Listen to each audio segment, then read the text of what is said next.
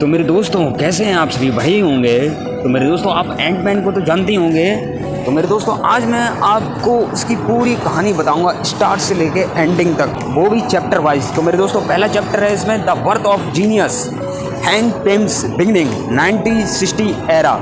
तो मेरे दोस्तों हैंक पेम एक यंग साइंटिस्ट थे जो हमेशा कुछ ऐसा करना चाहते थे जिससे दुनिया बदल जाए। तो उन्होंने खोज की पिम पार्टिकल जो किसी चीज़ के आकार को घटा सकता था, बढ़ा सकता था।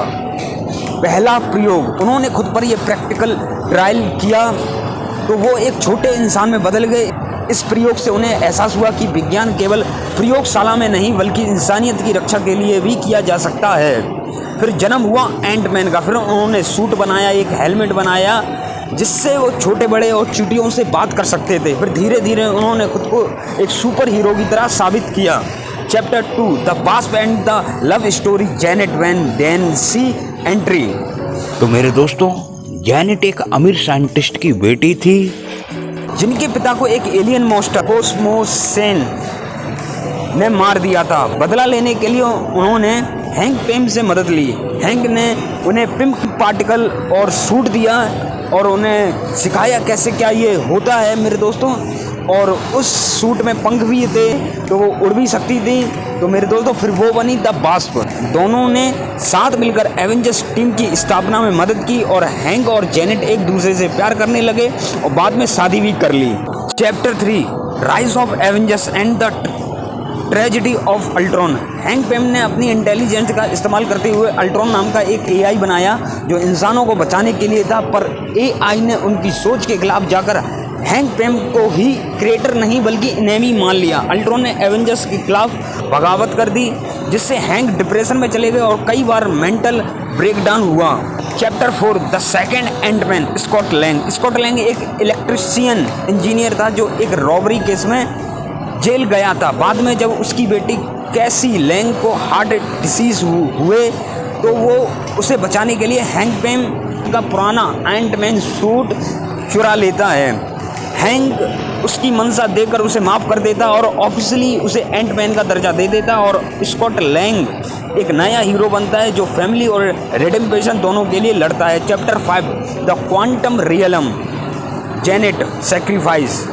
तो मेरे दोस्तों एक मिशन के दौरान जेनेट को क्वांटम मिसाइल डिसेबल करनी थी तो उसने खुद को छोटा करके क्वांटम रियलम में चली गई और वहीं खो गई मेरे दोस्तों। और मेरे दोस्तों इस चीज़ को याद रखना कि छोटी होकर वो क्वांटम रियलम में फंस गई।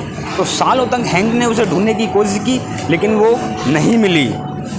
तो मेरे दोस्तों क्वांटम रियलम वो जगह है जहाँ टाइम और रियलिटी बेंड हो जाती हैं और यही मार्वल के मल्टीवर्स का रास्ता छिपा है। Chapter 6 Marvel zombie series. तो मेरे दोस्तों ये सीरीज़ आई थी मार्वल की तरफ से 2005 से ये शुरू हुई थी। तो मेरे दोस्तों इसमें दिखाया गया था कि कैसे सुपर हीरोज़ मतलब कि एक अल्टरनेट दुनिया दिखाई गई थी। उसमें दिखाया गया था कि कैसे जो ज़ॉम्बी वायरस है आता और उसमें सुपर हीरोज़ ज़ॉम्बीज़ बन जाते हैं। तो मेरे दोस्तों इस सीरीज़ में हैंक पेम और जेनेट को दिखाया गया है कि वो भी ज़ॉम्बीज़ बन जाते हैं और कई सारे बहुत गंदे गंदे काम करते हैं मेरे दोस्तों। तो मेरे दोस्तों अगर आपको ये सीरीज़ देखनी है तो मैं इस पर काम कर रहा हूँ। इसके मैंने 3 पार्ट डाल दिए हैं और बाकी के पार्ट बहुत जल्दी लाऊंगा मेरे दोस्तों, तो जाके आप देख सकते हैं। अब आता है चैप्टर 7 व्हाट इफ के सीज़न। तो मेरे दोस्तों व्हाट इफ के कई सारे सीज़न हमें दिखाए गए हैं एनिमेशन में, जिसमें हमें 2-3 एपिसोड हैं। एक एपिसोड में ये दिखाया गया था कि हैंक पेम की बेटी मर जाती है हॉप, तो जिससे जो हैंक पेम है वो गुस्सा हो जाता है एवेंजर्स से बदला लेने के लिए, क्योंकि जो हॉप होती है उस यूनिवर्स में वो एवेंजर्स के लिए काम करती थी, लेकिन किसी कारणवश होप मर जाती है। तो हैंक को गुस्सा आ जाता है और फिर वो सभी एवेंजर्स को मारता है, जैसे कि iron man, Hulk, black window और कई सारे सुपर हीरोज़ को मारता है, थॉर को भी मेरे दोस्तों।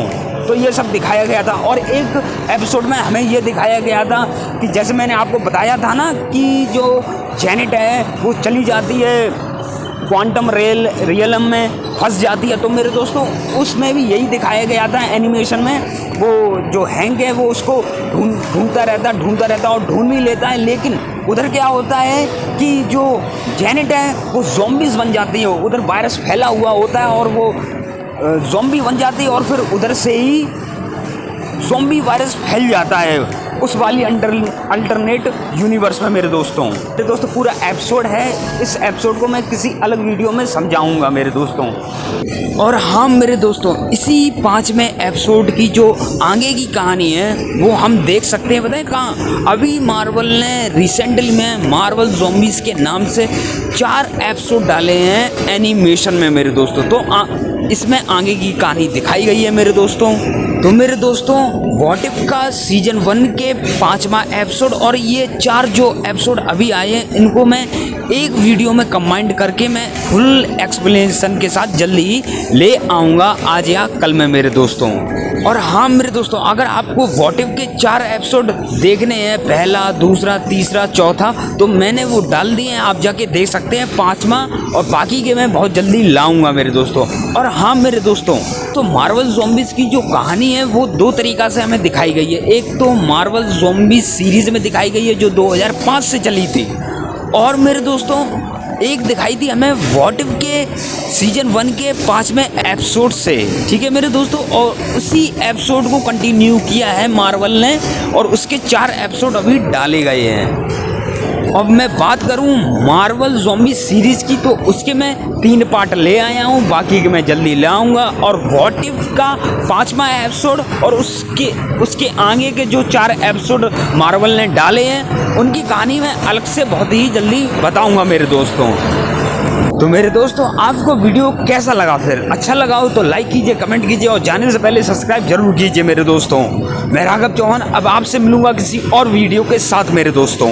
और हाँ मेरे दोस्तों, जाने से पहले मार्वल ज़ॉम्बीज़ सीरीज के 3 पार्ट जरूर देख लेना। अगर वक्त हो तो व्हाट इफ के सीजन के 4 एपिसोड वो भी देख लेना। 5वां जो एपिसोड है और जो 4 अभी मार्वल ने डाले हैं उनको मैं जल्दी ही कंटिन्यू करूँगा मेरे दोस्तों।